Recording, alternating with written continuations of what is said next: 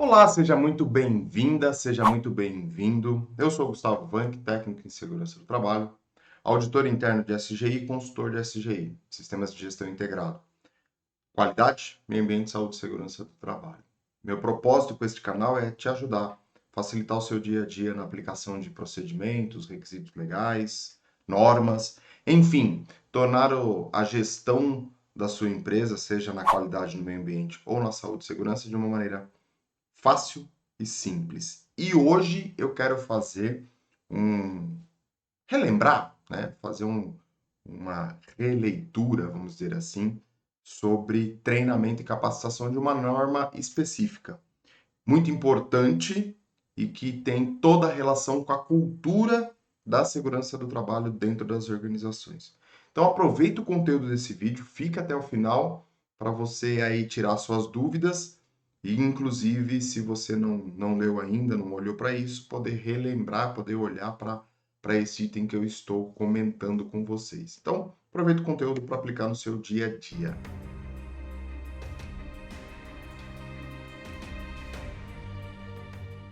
Muito bem, que item que é este que a gente vai relembrar aqui, que a gente vai olhar para ele com carinho dentro da gestão da segurança do trabalho?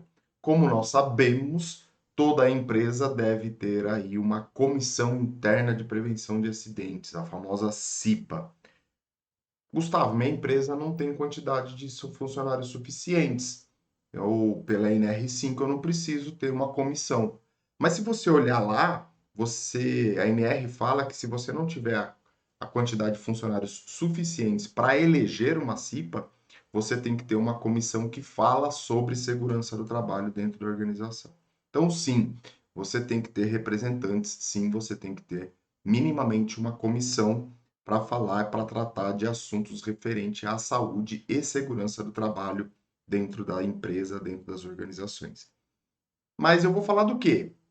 O que esses profissionais vão tratar? A gente fala de prevenção de acidentes, mas o que a NR fala sobre isso? E no item 5.7, que fala de treinamento, traz alguns tópicos do quais esses colaboradores precisam entender para exercer suas atividades como membro de uma comissão de prevenção de acidentes. E o objetivo do vídeo é justamente a gente falar um pouquinho, fazer essa leitura da NR5, justamente para que a gente possa aplicar de uma maneira mais eficaz dentro do ambiente de trabalho. E aqui eu já quero trazer para vocês o que a NR está falando lá no item 5.7. O que a NR fala sobre treinamento? Então, primeiro tópico, deve promover treinamento para o representante nomeado da NR5 e para os membros da CIPA titulares e suplentes antes da posse. Então, olha só, minha empresa não tem número suficiente para ter uma comissão nomeada, uma comissão, uma comissão nomeada, não, uma comissão eleita. E ele fala aqui, ó, treinamento para o representante nomeado. Esse é o item que fala, ou um dos itens que fala sobre essa questão quando você não tem ali uma quantidade suficiente de trabalhadores para eleger uma CIPA. E complementa depois aí com os membros titulares e suplentes, ou seja, todos os membros da CIPA. E aqui não é só os eleitos, mas também os indicados pelo empregador também. O treinamento da CIPA em primeiro mandato será realizado no prazo máximo de 30 dias contados a partir da data da posse. Então, se eu tenho um primeiro mandato, começando minha empresa agora, e é a primeira vez que eu estou fazendo isso, eu posso ter esta possibilidade de realizar aí o treinamento 30 dias após, 30 dias contados a partir da data da posse. O que eu preciso ter no treinamento? O que eu vou olhar para esse treinamento? O que eu vou ministrar de treinamento para esses colaboradores? Então, primeiro, o estudo do ambiente, condições de trabalho, bem como os riscos originados no processo ou originados do processo produtivo. Então, aqui é um item que eu já quero destacar para vocês, Eu não estou falando de qualquer ambiente de trabalho. Eu não estou olhando para qualquer local de trabalho. Eu não estou pegando um processo produtivo semelhante ao da minha empresa. Não. Eu estou olhando para a minha empresa. Eu estou olhando para o meu ambiente de trabalho. Isso é muito importante. Conhecer o processo produtivo da sua empresa. Então, uma pessoa que vai fazer o treinamento, seja o membro da CIPA, seja o técnico de segurança da empresa, ou seja alguma empresa terceirizada, um profissional contratado, esta pessoa tem que olhar para o ambiente de trabalho da sua empresa e trazer isso para o treinamento da CIPA. Então, não vou trazer outra realidade, vou trazer a realidade da empresa, da empresa onde eu estou atuando. É muito importante isso, para que as pessoas possam se identificar e reconhecer o ambiente a qual ela está. Então, primeiro ponto, eu vou falar do ambiente de trabalho onde eu estou inserido. Depois aí eu vou para algumas questões mais técnicas, onde eu vou falar sobre o que é um acidente, o que é um incidente, quais são as doenças destas atividades, né? Aí pode ser um pouco mais genérico, por conta das condições, das exposições aos riscos existentes no estabelecimento, ou seja, na empresa qual você está atuando, e quais são as suas medidas de prevenção. Aqui a gente pode trabalhar de duas formas, né? A gente pode trabalhar com o conceito geral, então você vai falar da substituição, da eliminação, de sinalização, medidas administrativas, você vai falar dos EPCs e dos EPIs. Então, de uma maneira geral, conceitualmente falando, e você pode também trazer para a realidade da sua empresa. Então, quais são as doenças relacionadas às atividades, quais são os acidentes que podem acontecer, e aqui de novo, né? Conceito de acidente, conceito de incidente, conceito de ato inseguro, conceito de condição insegura, de uma maneira generalista, e depois você entra na realidade da sua organização. Depois nós vamos falar de metodologia de investigação e análise de acidentes e doenças relacionadas ao trabalho. Aqui é extremamente importante você criar essa metodologia, você ter essa metodologia dentro da sua organização. Qual a que eu uso? Aquela que está condizente com a realidade da sua organização. Existem inúmeras ferramentas, inclusive uma dica que eu dou aqui para vocês, dê uma fuçada aí no canal, vocês vão ver aplicação de ferramentas, de metodologias de análise e soluções de problemas. E aqui, quando a gente fala de análise e solução de problemas, a gente vai colocar para tudo: acidente, incidente, doença, vazamento, derramamento, da parte de gestão ambiental e da parte de qualidade na questão de produtos não conforme. Ó, tem aí várias. Brainstorm, 5 porquês, diagrama de Chikawa, entre outros aí que a gente consegue aplicar. Mas é importante você criar essa metodologia, você ter essa metodologia aplicada dentro da sua empresa. E isso a gente vai ter que passar para os membros da CIPA. É importante salientar isso. Então, entenda, aplique, crie as metodologias para a sua empresa. Outro ponto também importante: princípios gerais de higiene do trabalho e as suas medidas de prevenção aos riscos. Então, outro item que a gente vai falar também, seguindo o mesmo raciocínio.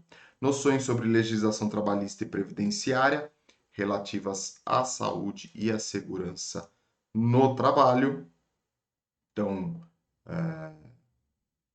quais são, quais são as legislações aplicáveis? Entendo e concordo que não dá para aprofundar, porque a legislação trabalhista e a previdenciária é bem extensa, é bem rica, mas pelo menos aí uma noção, uma base para você poder passar isso para os colaboradores, dizendo: olha, existe isso, é assim que é tratado, é assim que é olhado, é assim que é visto, caso a gente precise adotar, e a gente se aprofunda no momento oportuno. Mas é importante minimamente aí ter aí este entendimento das legislações trabalhistas e previdenciárias voltadas aí para a saúde e segurança do trabalho. Noções sobre inclusão de pessoas com deficiências e reabilitados nos processos de trabalho, muito bem colocado nesta última versão. Precisamos entender os nossos trabalhadores e como que a gente faz para incluir nestas questões aí de deficiência e reabilitados no processo produtivo, né? Então, olhem com carinho para isso. A organização da CIPA e outros assuntos necessários ao exercício das atribuições da comissão. E prevenção ao combate ao assédio sexual e outras formas de violência no trabalho. Então entenda como que a CIPA pode ajudar nestas questões, como é que a CIPA pode olhar para isso, como é que ela vai contribuir para estas questões tão importantes nos dias de hoje e que precisa ser dada atenção como todos os itens que a gente costuma falar. Então, metodologias, como é que a gente pode entender, como é que a gente pode acolher isso. Então, dentro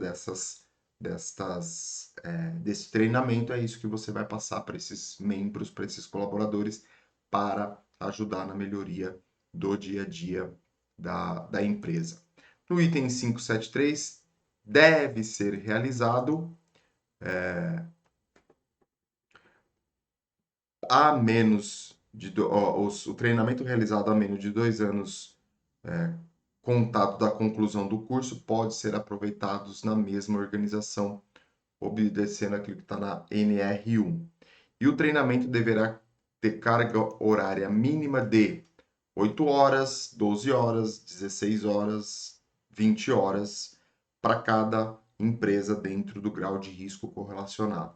Isso é importantíssimo, porque antes dessa revisão era 20 horas, independente do grau de risco, agora tem-se uma importância, ou pelo menos relativo ao grau de risco. Se eu acidento menos, se a minha empresa é menos prejudicial, minha carga horária vai ser menor. Se minha empresa acidenta mais, se o grau de risco e os riscos ali daquela minha organização são mais significativos, eu vou dar uma olhada, eu vou fazer um treinamento mais com uma carga horária maior. Isso é importantíssimo dentro do grau de risco que você está atuando.